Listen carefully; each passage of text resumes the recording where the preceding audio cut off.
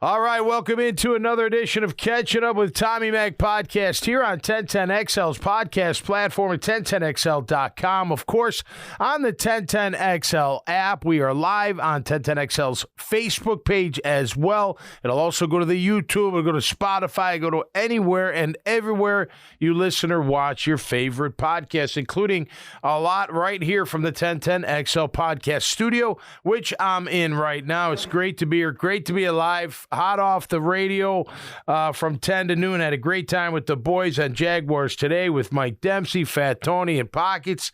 Always a good time. And, man, looking forward to getting into it today. Brought to you by Team Tommy Mac.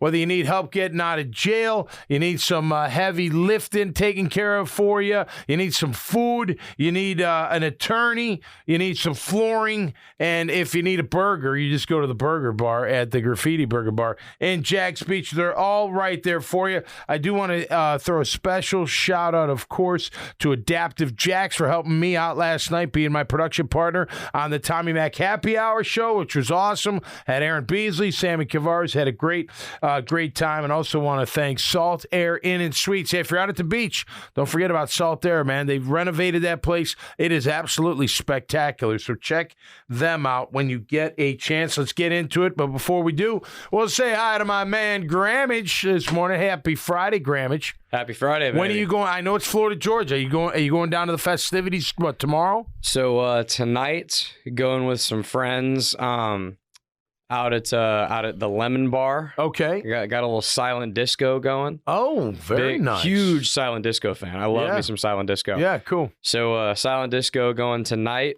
with the friends, and that'll be really fun. And then tomorrow, going to my buddy's Doc, who lives right across the river from the stadium. Beauty. And then we boat over with him to the festivities. Got another tailgate. Nice. That we're going to meet up with some friends that I went to college with at Florida. Yep. And we'll continue the tailgate there, and we will stay there to watch the game as well. They got a TV set up to watch the game. Very cool, man. Very cool. I'm probably going to go down tomorrow, maybe with the wife and my oldest daughter, maybe. And then...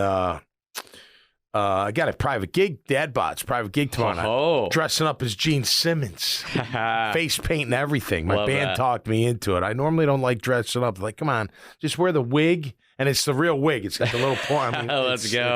It's gonna be fun. We're gonna have a great time. The silent disco tonight is costume themed. Oh, it is? Okay, so, cool. My girlfriend and I actually, another big news via the pod, fiance now. Grammage. From last night. Yeah. Really? Yes, dude. Sir. Yes, Turn the camera around, man. Show that smile. Nice job. Dude, last night you popped the question? Yes, sir. And she said yes. She did. All right, man. That's great. How'd you do it? Can you tell me how you did it? I can. We went to a very, very nice eating establishment here on the beach in Jax Beach. Nice. It is on 11th Avenue South. Oh, great spot. If you can guess where the restaurant was. Wonderful spot. Yeah, man. And then we took a walk, air quotes, on the beach. Okay. And I coordinated with her best friend, and we had a nice little setup. Nice job, beach, dude. So, right on the beach. Absolutely. Yeah, one knee it. Oh, absolutely. Attaboy. That's the only way. Good job. Of course. And then we had a little like after party pop champagne celebration with friends and family at my parents afterwards. So good for you. Great night. Awesome. Great start to an awesome weekend as well. There you go. I told her, I was like, now the hard part's over. Now we get to just enjoy. That's right. Now we get to just hang with friends and family and have drinks and go to Florida, Georgia, and have a great weekend. So, nice. And enjoy our Jags on Sunday. Absolutely. That's cool, man. So, hey, man, I remember when I asked my wife, it was awesome. Oh, yeah. Probably the best, one of the best nights of my life. And it was, yesterday was our 4-year dating anniversary. Good for you. So it was time. Yeah, man. It was, it was really good. And, we'll get to enjoy Florida, Georgia, and then hopefully a Jags W. On Sunday. It was funny. Well. So I wasn't ready to be done with my football career when I asked Christina to marry me. Yeah. Like I was hurt, but I was like, man, I'm going to play again. Mm-hmm. Like, and I was like, so I get her dad. I get him outside. We're in Alabama. Of course. You got to ask the dad. Yeah, you got to ask him. And I basically said, I said, Dan, if I go to another city, I can't leave without her. I can't live without her. And that was it. And it was true. I never left because I didn't go on after that year. But I just could. I was like, man, she's everything. I can't I can't leave her. Yeah. You know, she's going to come with. I know she's coming with me. So that's awesome. Just bless it, would you? And how many years later now? 23. Look at that. Rocking. I mean, rocking. Keep the heat. It's like it's day keep one. Keep the heat. Yep. Keep the heat. Oh, absolutely. That's all I'm going to say. You got to keep. I've heard from everyone the main piece of advice I've heard, which I can definitely already see just in 4 years of dating. You got to keep dating your wife. Yeah, the heat. Yep. That's what I'm talking about. Go out of your way, still the dates, the fresh things. Go try new places to eat. Go take trips. Yep. That type of stuff. Don't let things get stale just because you've been together for a long time and life gets busy. That again. That's a piss poor excuse. Keep the heat. I can get into specifics, but I shouldn't have to. Just keep the heat, and you'll have a. Listen, she's my best friend. I want to be with her more than anybody else of her and my kids. All right, let's get into this game. This is a big game for both teams. Jags are 5-2. Pitt's 4-2. Pitt 4-1 in their last 5. Jags they're 4-1 in their last 5. Right, basically. Look, they went out to. The Rams and handled the Rams. It was a close game, but they find a way to win. That's not an easy task. Look, Houston killed them, and San Fran killed them. Houston killed us. You can say they didn't kill us, but they kind of killed us. They beat us by 20. The game was never really They tore us to shreds. We weren't, for whatever reason, not ready for that game. So, look, they're feeling good about themselves. We feel really good about ourselves. On paper, we're the better team. There's no doubt about it. There's no doubt. Quarterback to quarterback, it's not even close. Kenny Pickett had a really good game last week. That was like his best game of the year. But he's not going to wow you with anything. He's not. He's not going to carry the offense. He's not going to do any of that stuff. They're only averaging 17 points a game on offense. Terrible. But you never know in this league, as we all know. I tell you what, Grammage, this is funny. So I already picked him to win, and I'm going to give you my score. But prior to getting onto the show today, and I'm always honest, so I was being totally honest. I'm like, prior weeks, and I've said it right here, my gut's telling me they're going to win. Buffalo. Everyone's like, they're not going to win. I'm like, no, Buffalo, we're going to beat Buffalo. I just feel like it's going to come together. We beat Atlanta. We're feeling good. We're going to beat Buffalo. Come back. We're going to beat Indy. There's no fall off game or trap game or anything like that. We beat Indy. We go to New Orleans. Everyone's like, I don't know. It's New Orleans. It's Thursday night. And what I said, no, my gut's telling me they're going to beat New Orleans. Now, New Orleans almost won that game, but whatever. We find a way to win. This whole week, my gut's not telling me anything. Like, it's like nothing. Like, I'm like, man, I'm almost like talking myself into picking against the Jags. And anyway, we start talking during the show, and I'm thinking about things, and next thing you know, like, I never told Dempsey on break. I said, we had a break and Tony was out of the room. I said, I got a score. It just came to me like the last 2 segments. And he's like, really? I'm like, I don't know what it is. I keep seeing this score. I keep feeling this score. And the score is 38-24. It's the Jags, like, really click on it. They haven't fully clicked on offense. And they've put up 30 twice. Now, they can't have the lulls. They had a lull. By the way, a lot of teams do. Look at last night's game. Buffalo, their last 4 possessions were all punts. You let them back in. You can't do that, right? You're lucky to get out of alive with a victory there. So you can't have the lulls. Our defense is playing pretty darn good. I think it's Pittsburgh. It's on the road. I've played there a few times. It's look, you see how well they travel. They pack almost all stadiums. There's always a presence when they're on the road. The Steelers. Yeah. At home, you don't see the other team hardly. No. You barely see them. They're scattered. It's yellow and black across that whole stadium. Right, exactly. So momentum there, to me, it's just a little bit different. You can get caught in, that crowd. And look, I know Trevor did the little yellow towel thing. Look, if he did that because George Pickens called his defensive backfield a hope defense, he's savage. That's my man. He's like, what'd you say about my DBs? What'd you say? Oh, well, why don't you wave your little yellow towel at him or something like that? I loved it. I hope he did. I'm going to say that he did because it makes me feel better about it, that Trevor really, that was something he wanted to get out there. Take a shot at us. We take a shot at you. I don't have any problem with that. A lot of coaches hate bulletin board material. I understand that. Again, you heard my score. You heard I think they're going to win. But I think it's going to be tight for a little bit. And it could go either way. It can. This is a game. Look, you got the bye week. You may be thinking, I'm gonna go out and play a great game, feeling good. But man, I can't wait for that bye week. You know what I mean? Look at who's getting grief. The quarterback from the Jets. Where'd he go? He went horseback riding or something. Zach Wilson on his bye week. He's got pictures with his girlfriend at some place in Utah, and people are ripping him like, "How dare you go on a trip? Like, what are you doing? Your team's not very good. You gotta be better. Whatever." But so I don't believe.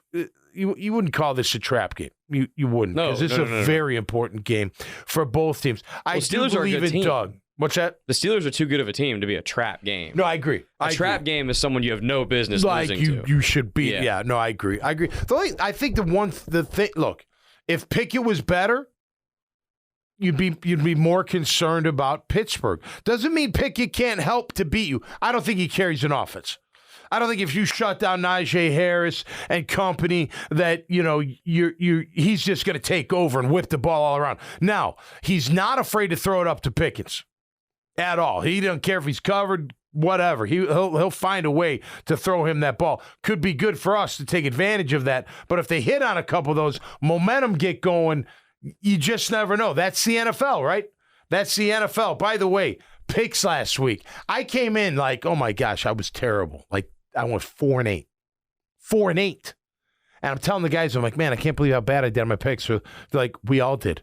And you weren't the worst. I'm like, no way. So we were like, all of our picks were 4-8, 3-9. And one guy, Dempsey's buddy on Sirius, was 2-10. Just straight winners, picking straight winners. You know what I mean? So it's a weird week. You never know what team can beat. Any team can beat another team. It can happen. Ball bounces your way. You miss a couple field goals. Here's another thing. My cousin, he's got to be on point. Like, you're going up to Pittsburgh. It may not be bad weather, but there's a swirl in the air with the three rivers right there. There is. It's not an easy place to kick, even when the weather's pretty decent. So we got to be on point. Special teams has got to be good. Agnew's got to have a big day returning, I think, to help the cause. Again, I got them scoring 38, so they should have quite the cause, But one thing back to a point you said a minute ago about if Pickett was better, you'd be a little bit more worried. Yeah. Not that Pickett, and I think we agree on this. Pickett doesn't stink or anything, but he's not. No.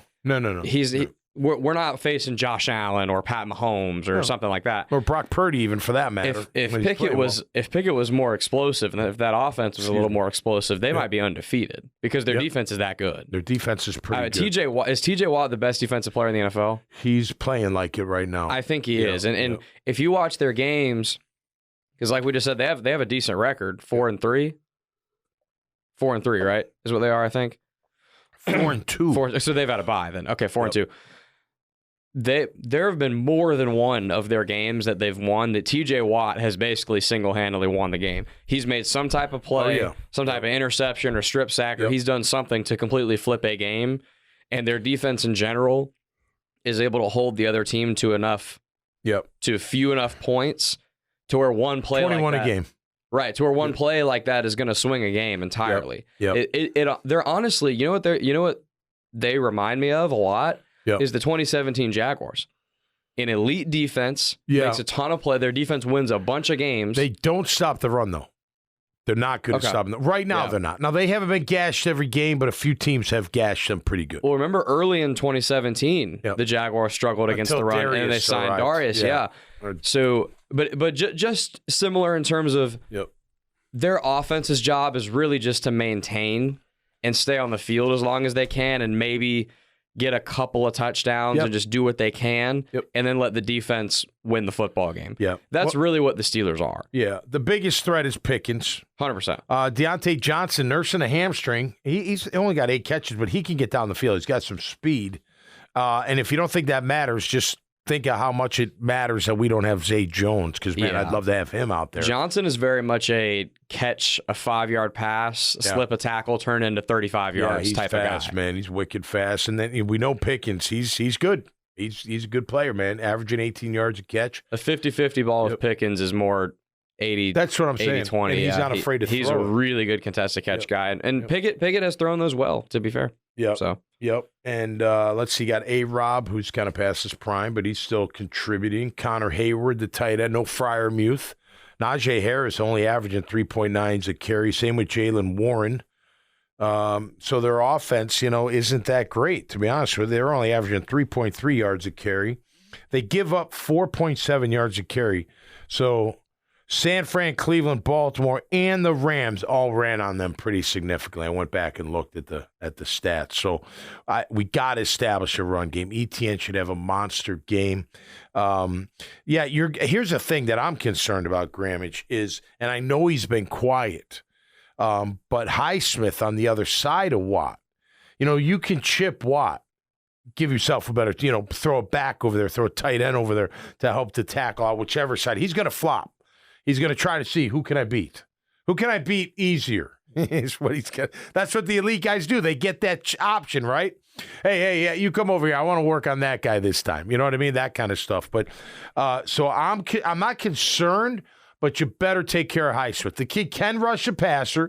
He's only got 2 sacks or 2.5, so it's not like he's lighting it up, but he can light it up. He can be that guy that could cause some problems in your backfield. But it is T.J. Watt on the front end, and by the way, it's Minka Fitzpatrick on the back end, who is a ball hawking, very, very. If Derwin James is number 1 safety, he's number 2, I would think, or at least in that kind of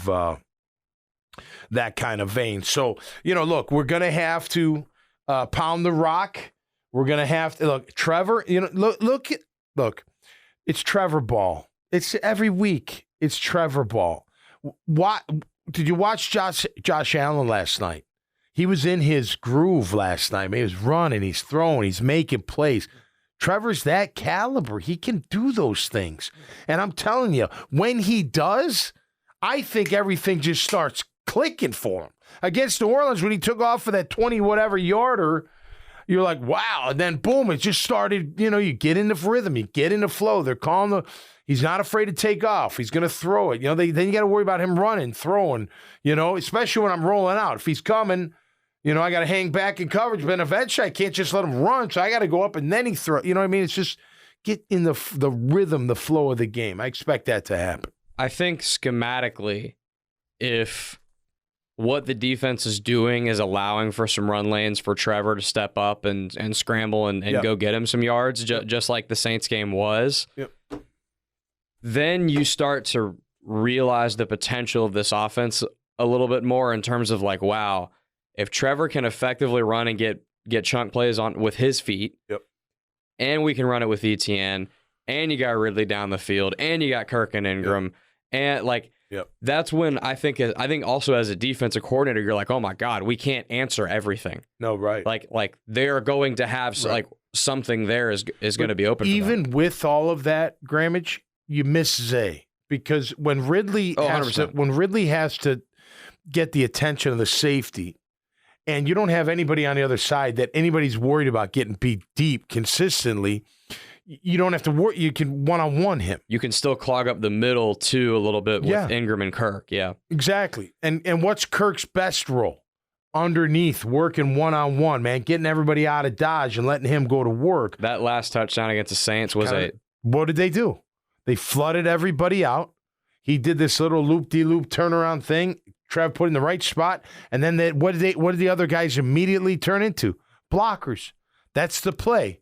Run downfield, make them think you're going deep, stop, and grab them, because we got somebody coming with the ball. Did you see, I don't know if we talked about this on Tuesday or not, but did you see on during the Saints game when right before the play, the Kirk touchdown, Trevor and Kirk pointed to each other. Like, Kirk came in motion before the play. He lines up, and that motion told them something. I think it told them they were playing man. By man, if they went with him. Because the linebacker went with Christian Kirk, and I think it was the matchup they wanted too. You could tell right before they snapped the ball, Kirk comes in motion. He lines up. He turns his head and looks back at Trevor and points. And Trevor points right back to him and nods his head. Like, I see what you're seeing. Snap the ball. A couple seconds later, we're in the end zone. Yeah, well, they see man beautiful. and they see no help man, right? There's two different things. You can have whole help, safety help, but when it's zero and there's no help, that's when you want Kirk. Did you see the route Kirk ran to? Took a lot of patience. Jaquez Green, former great Gator. I saw him on Twitter because there was like a clip of the route saying like, what do you call this route? And he called it a jerk route. Okay. And it's basically like, you kind of open your hips up. Yep. Like you're going to the other side and then cut right back to the other. And that poor linebacker had no shot. No shot. I mean, that's what you want. If you get those one-on-one matchups. Right. But you need that speed on the other side. I'm still waiting. Look, I know he gets a few plays, but can Elijah Cooks get some balls thrown his way? Let's see. Let's go after some people, and see if. Especially on if you got smaller corners. That done. Yeah. If you got like a short corner. Yeah. I like that Elijah Cooks' height, man. Really, really, really fast. All right, let's get through the stats here. For both sides, our Jags and the Steelers. Points, we're at 24.7 per game. Our defense is at 20.9, so about 25 and 21. They're at 17 points a game on offense and 21.2 on defense. Look, ETN's averaging 4 yards a carry. We're at 3.8 as a team. Trevor's doing good on that one. Our defense is rocking against the run, 3.6, only 80 yards per game. We are doing really well against the run, and Devon Hamilton's back. Looks like he's going to be active on That's Sunday, huge. which is really good. Looking forward to seeing him play. They're at 3.3 yards a carry. Najee's about 3.9, so he's about 4 yards. So he hasn't had breakout games, but I'm telling you right now, he's a load enough that you better hit him early. You don't want momentum going. They're going to try it out physically. You know it. I even said my last key on Jaguars today was out hit them. And I know it's that old Neanderthal, old school cliche, but it's true. You go into an environment like that, you know how you quiet them? You know how you get their attention? You out-hit the opponent. And I don't care if you're home, away, or what. It don't matter. That's all attitude. So you got to go out there and be like, I'm just going to knock the living crap out of people and do it full speed. If we can win that line of scrimmage and show them early that we're here, pound for pound, punch for punch. Last time we were out, our quarterback didn't get hit once from the Saints D, who's not a bad defense. You know what I mean? You got to have that kind of attitude when you go up to Pittsburgh. I was gonna say, continuing that same idea of out hitting them, out physicaling them, bringing the street fight to them. Play-by-play voice of the Jags got on this radio station. Frank Frangie said this on his show the other day, and I totally agreed. Because Frank is from Pittsburgh. Yeah, obviously he's Jag fan through and through, and obviously that's his team. He's from here, but. His family's from Pittsburgh. Sorry, he's from here, I'm pretty sure. Anyway, he is familiar with the whole Steelers mantra and kind of how they're obviously a historic team, the NFL, and they're whatever. And he brought up a good point on his show that I totally agreed with. Historically, for whatever reason, the mantra of the Steelers, the tough, intimidating, punch you in the face Steelers, has never intimidated the Jaguars from the jump. The Jags have always been able to say, we don't care who you are. Right. We don't care how many rings you got. Yeah. We don't care how long you've been around. We're punching you in the face today. Well, look, the early days, that's how Coughlin built his team with a bunch of tough dudes that can play physical style football. That carried into Del Rio. Yeah. That carried into the 2017 team. Agreed. For whatever reason, the Jags... Because that there's certain teams and certain places to play in the NFL that bring extra oomph. Yep. Historically and the culture of that team. And Pittsburgh is one of those teams. The Raiders used to have it. Right. Yep. Pittsburgh is 100% one of those teams that you can't convince me people have not gone into there and been intimidated to play.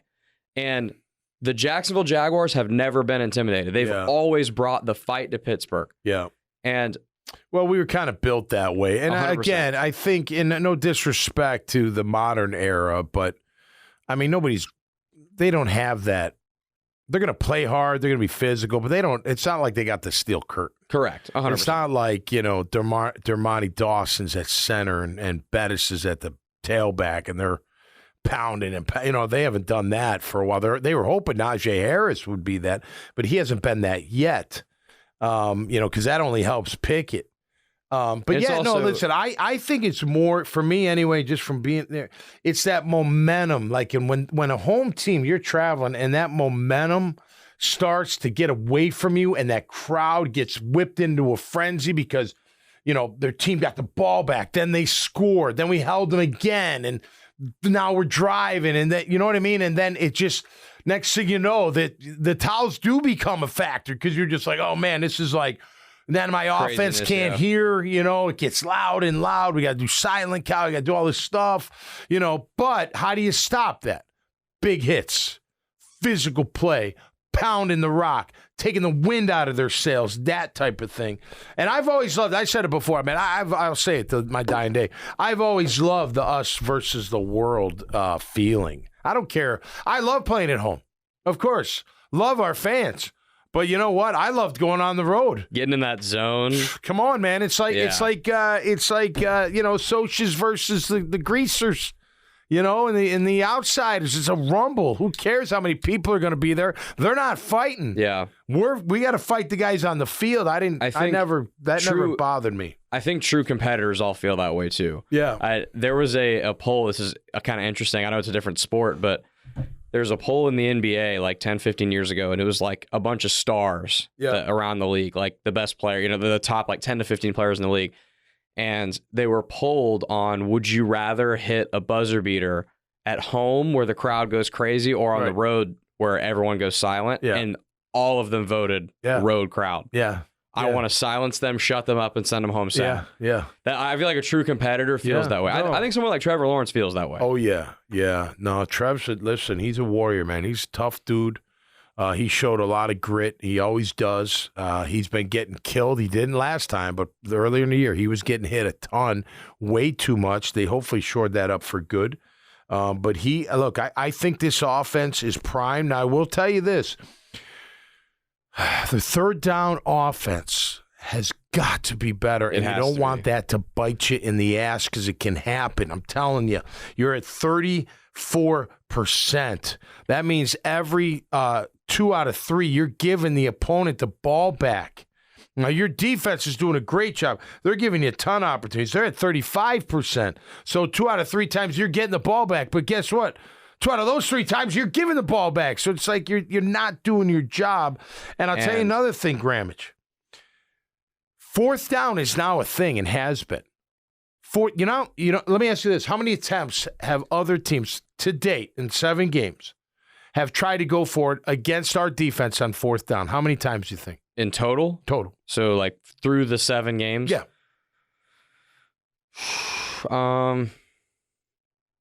20? 20.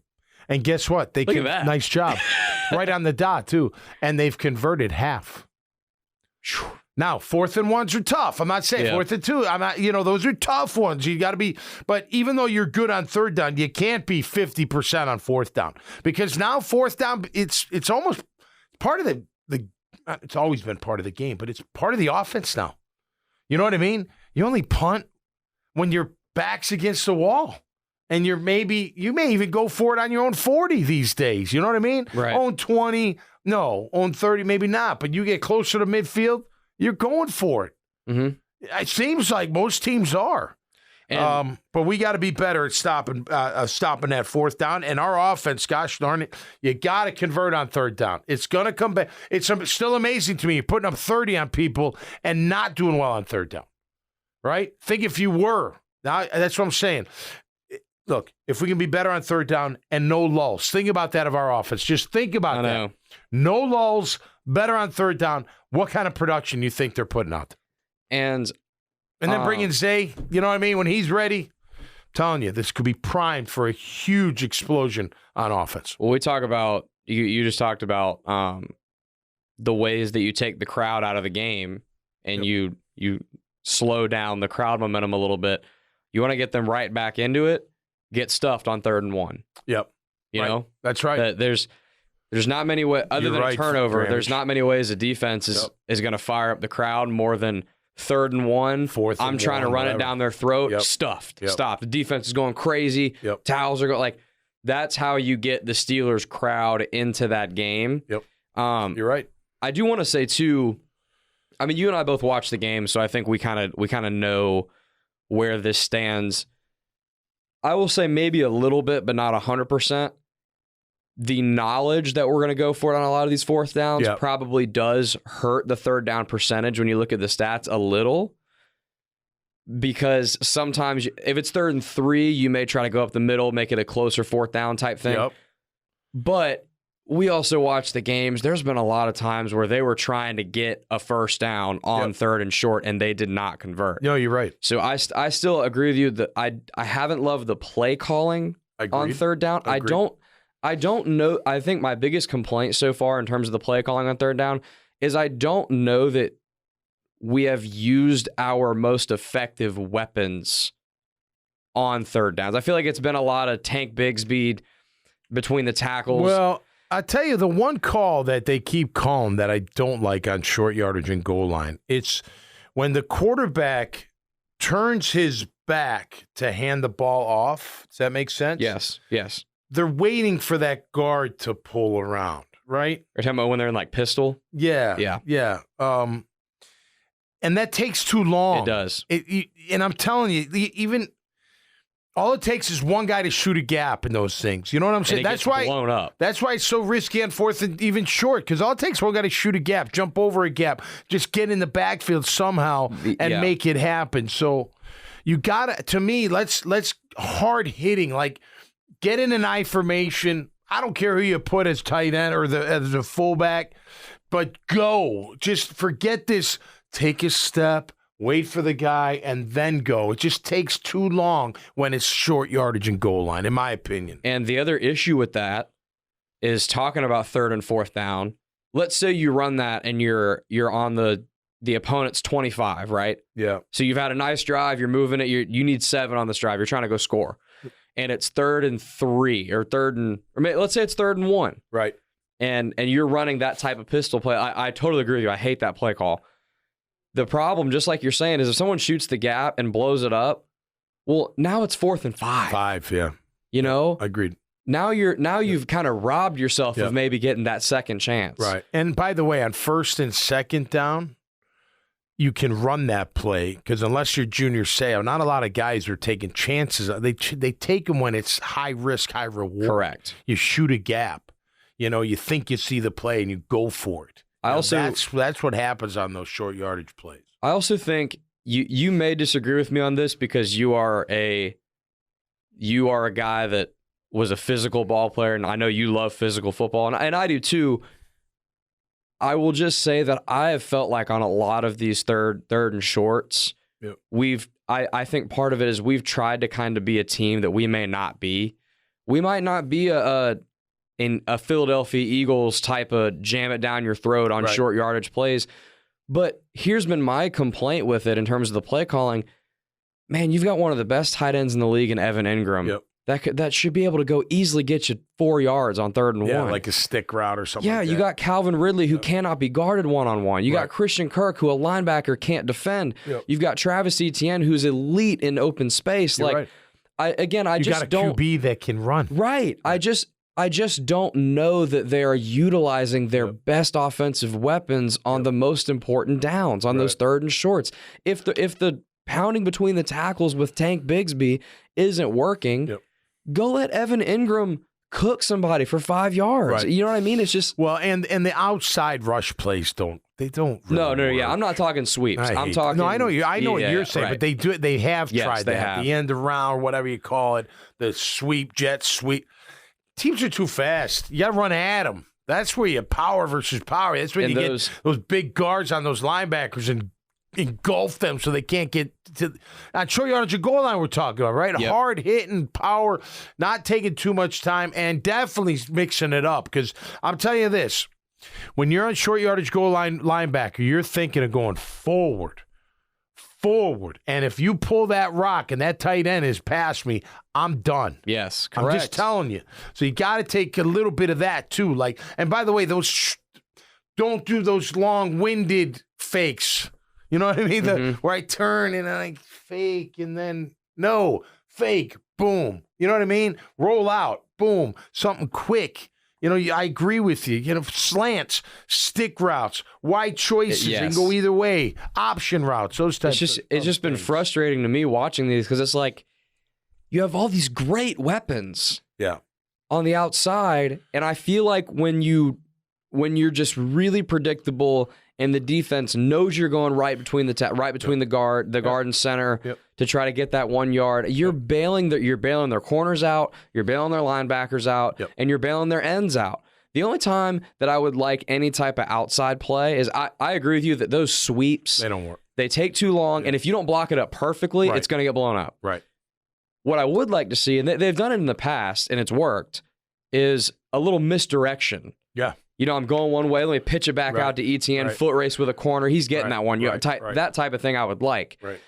But, God, they might not do that with his knee. Remember that's how he got hurt on that. It was a misdirection. Mm-hmm. You do put a little torque on just the cut and the angle of the cut. So they may not do that, but I tell you one thing they should do. I mean, everyone's been calling for it. When it's short yardage, let your quarterback find the gap. You see the guys do it. Now look, the tush push is different, right? But a lot of times the quarterback, they'll take the ball and they'll see where the gap is. They take one step over and dive. They go low and just try to get that yard. I mean, the guy's 6'6". He should get through there pretty easily. Now, if you hesitate too long, the backers are coming. Right. We're coming, baby, because the minute you dance around there, I'm flying over my D lineman trying to whack you. One of the best quarterbacks in the league actually at doing that, even though he's not that great of a quarterback overall, is Mac Jones, is really good at I saw him the other night doing it, And it's almost like, to your point, you can't sit there and hesitate and try to read a hole. No. Honestly, what you're doing is you're kind of just finding the soft spot and you're kind of just leaning that way. Yeah. Right? You kind of snap the ball, push forward a little bit, and then almost just lean to the soft spot. Yep. And you're going to fall forward for probably 2 yards, honestly. Yeah. So if you need 1, you're going to be fine. Especially like you're saying, if you're 6'6", like Trevor is, all he's got to do is fall forward, man. These should be easy money. Both teams have given up 16 sacks, so you may sit there and think their offensive line up there is not very good, but they've kept Pickett pretty clean. Not very good on moving people out of the way. We have 19 sacks. Both have given up 16 sacks. Our defense is 13. They have 19. We have 9 picks. They have 6. Pickett's thrown 4. Trevor's thrown 3. Both teams are at a +6 turnover ratio. Don't think they're not pretty close to each other. They are. The biggest difference is probably what? Quarterback. Trevor Lawrence and Kenny Pickett. That's the quarterback is better. I mean, look, TJ Watt's better than who we have, but Josh Allen's having a great year. Wouldn't it be great if they were bookends? Jeez, what would that would cause? But look, I think this is going to be a tough one. But I got us winning 38-24. I actually put the Jags on my top confidence picks. Just again a feeling that I like what Doug said too after the game. He's like, when you win, you want to do more. Like, you want to prepare hard. You do. You do. Anybody that's ever done any kind of sport or anything, when you have success, you want more. You want more of it. How did I get there? How can I get better? How can I make sure that I know what's going on? You want me to study tape? Hell yeah, I'll study tape. I got to study tendencies all day long, Coach. What if it's going to make me better? If it's going to make us better, keep winning. And we know in this city, there's nothing like when our team wins. Everybody's happy. Everybody's excited. You see the players out and about. You're all jacked up to look at them and see them and whatnot. Just really, it's special when that happens. And by the way, for a lot of Jags history, we're not breaking news here when we say this, where it has not been that way. Yep. And this time of year, you look up, Jags are 1-6 or 2-5, and they're not winning. Yeah. It's the opposite effect, right? It really becomes like a job. Yep. Instead of what I'm passionate about and playing football as a player, and I'm in love with the game and winning and studying harder, and it's motivating. How many times have we seen the opposite effect here, where for a fact players are going in like, it's a Tuesday, got to go work. What I mean? Right. Versus now, I bet, obviously I'm not in the locker room, but I would be willing to bet money that pretty much that entire locker room, and I was like, hell yeah, baby. Yeah. Like, more time with the boys, more time to study, more time to Like, let's go kick more ass, just like you're saying. Like, it is motivating. I think that's a great quote. You know, it's funny, too. Like, see, on Wednesday's the best quote you can have, right, after a game. That means you don't have to show up Monday or Tuesday. Tuesday's your day off. If you got an injury, you got to come in for treatment. But here's the thing. When you do that because you're winning, more guys show up on Monday and Tuesday than you'd think. You'd think everybody would be like, I'm out of here. I'm gone for 40 hours. Some guys would. I'm not saying that. But more guys would go get a workout in, maybe go watch tape, maybe go get some treatment, sit in a cold tub, sit in a hot tub, whatever. You know what I mean? Because it's funner. I know it's not a word, but it is. It's more fun. You look forward to going to work. It's no different than you out there when you love your job, you're doing well, right? You're successful. You like the people you work with. You enjoy going to work. Then there's other people that are like, I hate my job. I don't like anybody there, and I'm not getting paid enough. You know what I mean? Or whatever the case may be. So it's the same for them. And that success, it does breed. It's contagious. I've lived it. I've watched it, just been in there, with our teams doing so well in the 90s. It is contagious, and it's fun. It's fun. Practice is easier. You know what I mean? It's funny how our mind works like that, but it is like, you don't mind conditioning. Could be a Wednesday. Oh, we got a hit? No problem. Let's hit.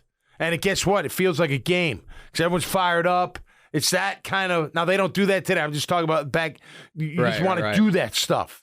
You want to go hit the weight room again, You want to go out at night. No, that was my problem. I shouldn't have done it. But you do. You feel great about everything, and it's an awesome feeling. So if they can go up to Pittsburgh and come back 6-2 for the bye, look out for the second half for this team because I'm telling you right now, I said it after last Thursday. The way the defense is playing, the way Mike Caldwell is, by the way, he is an unsung hero. That guy needs more credit. I love the defense, the way he's calling. They're aggressive. He's bringing heat when he has to. I like what he's doing there. I think they're going to get even better. But if this defense continues to progress, continues to do well, continues to shut down the run, and our offense doesn't have the lull and gets better on third down, this team will be dangerous. Dangerous with a capital D. I'm telling you right now, nobody's going to want to play this team as they get further on, and definitely don't want to face them when they get into the playoffs. So, a little early to be talking playoff talk. Don't get me wrong. Got to take care of the Steelers. I think they get it done 38-24. So, LFG, Jags, LFG. By the way, last thing for me in terms of exactly what you're just saying, this team being dangerous down the stretch, people are not going to want to play this team. Yep. Even before we get there, there's a prime opportunity in the next probably 3 to 4 games. And this has started the last couple of weeks, and they're continuing it. Yep. For this team to just step on the throat of the AFC South. Oh, without a doubt. Put this thing away, man. Let's go. Let's beat Pittsburgh. Yep. Let's come back after a bye week at home. It's going to be an electric game against San Francisco. Yep. Take care, man. You could be. Yep. You could be 4 or 5 games ahead of second place in the AFC South, and they won't even know what hit them. You could. I think Houston's going to beat Carolina. Carolina, they just suck. I mean, they're 0 for. But if the Jags keep winning, who cares? No, I know. And I'm just looking at this week's game, but I got Houston beat Carolina. San Fran's got Cincy at home. I mean, that's going to be a tough one, but I think San Fran bounces back. They're not going to go on a 3-game skid, especially at home.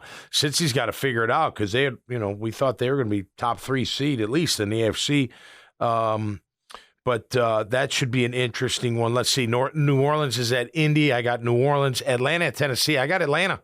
I've been picking against them, but they find ways to win. They're a pretty good team right there. So I think should be a fun weekend. Is Atlanta a bad good team or are they a good bad team? At home, they're a good team, especially at home. They're not at home this time, but are they the number one team? There's always a couple of these teams. Are they the number one team in the league right now that people just kind of generally think stinks, but they're actually not. They're actually not bad. You know what? And it's because of Ritter.